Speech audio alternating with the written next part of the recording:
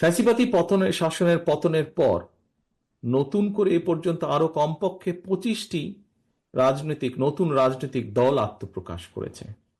রাজনীতির ময়দানে আমরা তাদেরকে স্বাগত জানাই। গণতন্ত্রের পক্ষের রাজনৈতিক দলগুলোর মধ্যে রাজনৈতিক আদর্শের ভিন্নতা থাকতে পারে, তবে আমি বিশ্বাস করি দেশের স্বার্থের প্রশ্নে বাংলাদেশের পক্ষের প্রত্যেকটি রাজনৈতিক দলের অবস্থান এক এবং অভিন্ন। উদ্দেশ্য এবং গন্তব্য এক এবং অভিন্ন। কি সেটি?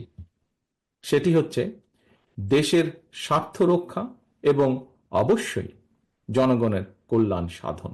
বাংলাদেশের গণতান্ত্রিক আমি জনগণ আজ জানতে চায়, সংবিধান লঙ্ঘনের দায় অভিযুক্তদের আগামী দিনের রাজনীতিতে অপ্রাসঙ্গিক করে দিতে অন্তর্বর্তীকালীন সরকার কি পদক্ষেপ গ্রহণ করেছে বা নিয়েছে।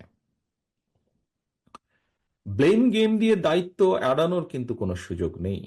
অন্তর্বর্তীকালীন সরকার পদক্ষেপ নিতে ব্যর্থ হলে আমি দৃঢ়ভাবে বিশ্বাস করি জনগণের ভোটে নির্বাচিত সরকার আগামী দিনে অবশ্যই সংবিধান লঙ্ঘনের দায় অভিযুক্তদের বিরুদ্ধে আইনগত ব্যবস্থা নেবে।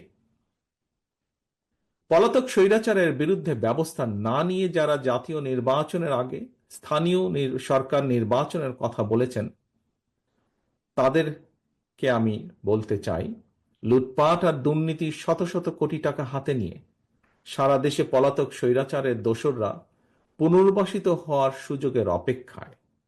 স্থানীয় নির্বাচন পলাতক স্বৈরাচারের জন্য পুনর্বাসিত হওয়ার একটি সুবর্ণ সুযোগ।